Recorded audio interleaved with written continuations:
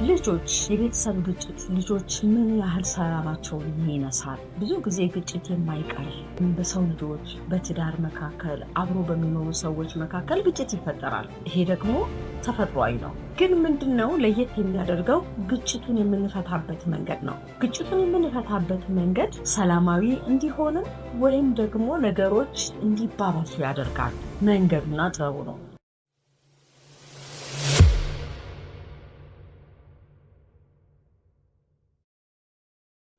ጤና ይስጥልኝ የፕሮግራማችን ተከታታዮች እንደምን ሰነበታችሁ? ይህ የጥበብ ጎጆ የተሰኘው ፕሮግራም ነው።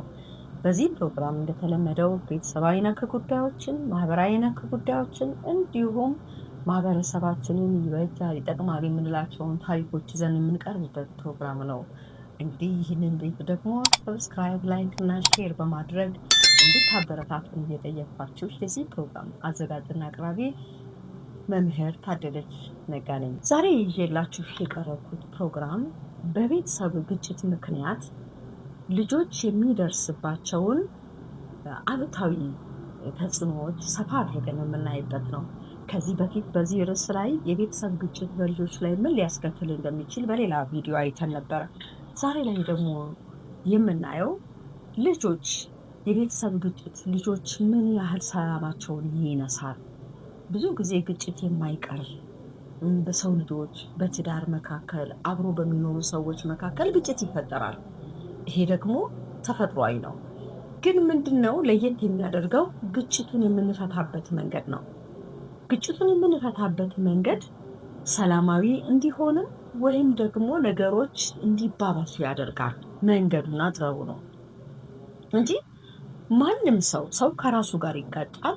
ሰው ከሌላ ሰው ጋር ይጋጫል። ሰው ከአካባቢው ከተለያዩ ሀሳቦች ጋር ሊጋጭ ይችላል። ነገር ግን ወደ ቤት ስንመጣ፣ ወደ ትዳር ደግሞ ስንመጣ ልጆች ያሏችሁ ቤተሰቦች ችግር ወይም ግጭት ሲፈጠር ግጭቱን እንዴት ነው የምትፈቱት?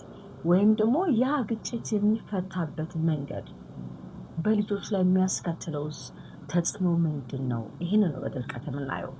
እንግዲህ በትዳር ውስጥ ሰዎች ሲኖሩ በሀሳብ መለያየት አለ፣ የጾታ መለያየት አለ፣ የአስተዳደግ የተለያዩ ነገሮች ሰዎች እንድንለያይ ያደርገናል። የእውቀት ራሱ በትምህርት ያለ ልዩነት፣ መንፈሳዊ ብስለታችን ያለ ልዩነት፣ ይሄ ሰዎች እንዳይግባቡ ወይም በመካከላቸው ግጭት እንዲፈጠር ያደርጋል።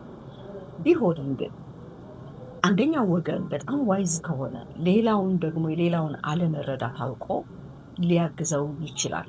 እንግዲህ እንዴት ነው አንዱ ሌላውን ሊያግዝ የሚችለው? ማለት ማቹር ያደረገው ብስለት ያለው ሰው ሌላውን በማገዝ ያንን ግጭት በአግባቡ መፍታት ይቻላል። ግጭቶች ሲፈጠሩ እንግዲህ ሰዎች ስሜታቸውን የሚገልጹበት መንገድ የተለያየ ነው። አንዳንዱ ግጭቱን በኩርፊያ ይገልጻል፣ አንዳንዱ ደግሞ በመማታት፣ ሌላውን በስድብ እና በተለያዩ መንገዶች ያንን ግጭት ሰው ይገልጸዋል። ነገር ግን ግጭት ቢፈጠርም እነዚህ የምንገልጽባቸው መንገዶች በልጆቻችን ላይ ሊያስከትሉ የሚችለውን ጫና በመረዳት ልጆች በቤተሰቦቻቸው በእናትና በአባት መካከል ያለው ሰላማዊ ግንኙነት አለመኖሩ በእነሱ ላይ ደግሞ የሚያስከትለው ነገር አለ። ስለዚህ ቤተሰብ በመካከሉ ግጭት ሲፈጠር፣ አለመግባባት ሲፈጠር እንዴት መፍታት እንዳለበት መጀመሪያ በራስ መሞከር ነው። እንግዲህ በራስ ችግሩን ለመፍታት መሞከር ነው። ከራስ አቅም በላይ ሲሆን ደግሞ ሌሎች በህይወት የተሻሉ ሰዎች የሚሉትን ሰዎች በመጋበዝ መሞከር ነው። ከዚያ በላይ ደግሞ ወደ መንፈሳዊ ተቋማት በመሄድ ያንን ችግር ለመፍታት ጥረት ማድረግ ነው። ችግሮች ባልተፈቱ ቁጥር ወይም ደግሞ መፍትሄ ባላገኙ ቁጥር ምንድነው እየሆነ የሚመጣው? ችግሩ እየተባባሰ ይመጣል። ለዚህ ነው መጽሐፍ ቅዱስ ተቆጡ ይላል። ሰው ይቆጣል፣ ነገር ግን በቁጣችሁ ውስጥ ፀሐይ አይግባ፣ አይዋል፣ አይደር፣ ቶሎ ሶሉሽን ይሰጠው ማለት ነው። እነዚህ ባልሆኑ ቁጥር ግን ግጭቶቹ እየተባባሱ በሄዱ ቁጥር ልጆች እየተጨነቁ ይመጣሉ እና በልጆች ላይ መጀመሪያ የሚያስከትለው ስነልቦናዊ ችግርን ያስከትልባቸዋል። ልጆች በራሳቸው መተማመን እንዳይኖራቸው ወይም ደግሞ የዚያ ግጭት ባለቤት እነሱ እንደሆኑ በእነሱ ምክንያት እንደሚጋጩ አድርገው እንዲያስቡ ወይም የዛን ቤት ችግርና ግጭት አካባቢያቸው ሁሉ የሚያውቅ መስሏቸው ሼም፣ ይሄ የሀፍረት ስሜት እና ደስተኛ አለመሆን በልጆች ላይ ያሳድራል። ይሄ የመጀመሪያው ስነ ልቦናዊ ችግር ነው። ይሄ ስነ ልቦናዊ ችግር ደግሞ እያደገ ሲሄድ ልጆች አካባቢያቸውን እንዲጠሉ፣ ከቤተሰቦቻቸው እንዲሸሹ፣ ወደዛ ቤት ከመግባት ይልቅ በአካባቢ በሚገኙ ወደ ጓደኞቻቸው፣ ወደ ቤተ ዘመድ ወይም በተለያየ መንገድ እንዲያውም ሲውስ ቤት ሁሉ ለቀው ሊሄዱ ይችላሉ እና ልጆችን ላልተገባ ባህሪ አሳልፈው ይሰጣል። ልጆች ፕሮቴክሽን እንዲያጡ ያደርጋል። ከዚህኛው ስሜት ሸሽተው ወደ ሌላ ቦታ ሲሄዱ ላልተገባ የህይወት ጥቃት ሊዳረጉ ይችላሉ። ሴቶችም ወንዶችም ይሄ ጥቃት ይደርስባቸዋል። ለምን? ፕሮቴክሽን የለም። ከፕሮቴክሽን ወጥተዋል። ሽሽት፣ ይሄንን እዚህ ጋር ያለውን ነገር ሸሽቶ በሄዱ ጊዜ የሚገጥማቸው ሌላው ለትምህርት ያላቸው ፍላጎት የቀነሰ ነው። ቤተሰቦቻቸው በግጭት ውስጥ ያሉ ልጆች አቅም እንኳን ቢኖራቸው ለትምህርት ፖቴንሻል እንኳን ኖሯቸው ያንን አቅማቸውን እንዳይጠቀሙ ያደርጋቸዋል። ምንድነው የሚያስቡት? ካሁን አሁን ቤተሰቦቻችን ተለያዩ፣ ካሁን አሁን የሆነ ነገር ተፈጠረ በሚል አእምሯቸው በዚህ ሀሳብ ይያዛል። ስለዚህ ከትምህርት ይልቅ በዚያኛው ስሜት ይዋጣሉ እና ለትምህርት ያላቸው ትምህርትን የሚቀበሉበት መንገድ እየተዳከመ፣ ጥሩ አቅም የነበራቸው ልጆች ራሱ አቅማቸው እየቀነሰ ይሄዳል። መጨረሻ ላይ ትምህርታቸውን ሊያቋርጡም ሊተውም ሁሉ እስከሚችሉ ድረስ ይደርሳሉ። ስለዚህ ቤተሰብ ግጭት በተፈጠረ ጊዜ በልጆች ላይ ምን ሊያስከትል እንደሚችል ማሰብ፣ የሁለቱ ስሜት ብቻ ሳይሆን በወለዷቸው ልጆች ላይ የሚተላለፈው ስሜት ማገናዘብ አለባቸው። ሌላው ደግሞ ከዚህ ጋር ተያይዞ ልጆች ይሄንን የቤተሰብ ግጭትን ላለመስማት ከዚህ አካባቢ ለመራቅ መወሰን ወይም ደግሞ ከዚህ ጋር ተያይዞ መደበቂያ፣ ይሄንን ውስጣቸው የሚሰማቸውን የቤተሰቦቻቸውን ስሜት ለመደበቅ ሲሉ ሱስ ውስጥ መግባት፣ ለተለያዩ ነገሮች ታልፎ መሰጠት። ለምን? ሱስ ውስጥ ከገቡ ያ የሚመስላቸው ውስጣቸው ያለውን ጩኸትና ውስጣቸው የሚሰማቸው ነገር የሚደብቅላቸው ነው የሚመስላቸው በጊዜው። ነገር ግን ያድግና ሱስ ይሆናል። ሊወጡበት የማይችሉት ማጥ ውስጥ ይገባሉ። የመጨረሻው ስለ ትዳር ያላቸው ኢሜጅ ወይም ስለ ትዳር ያላቸው ፍላጎት በወደፊት ህይወታቸው ላይ በጣም የቀዘቀዘና ዝቅተኛ ይሆናል። በቃ ትዳር ማለት ለነሱ ግጭት ነው። ትዳር ማለት መከራ ነው። ስለዚህ ሲያወሩ እንኳን ምን ያደርጋል? መከራ ውስጥ መግባት ነው፣ እንደዚህ ውስጥ መግባት ነው። ለምን? በቤተሰቦቻቸው ውስጥ ያዩትን ነው። ይሄ ምንድነው? ትዳር እንዳይቀጥል፣ ቤተሰብ እንዳይቀጥል እንቅፋት ይሆናል ማለት ነው።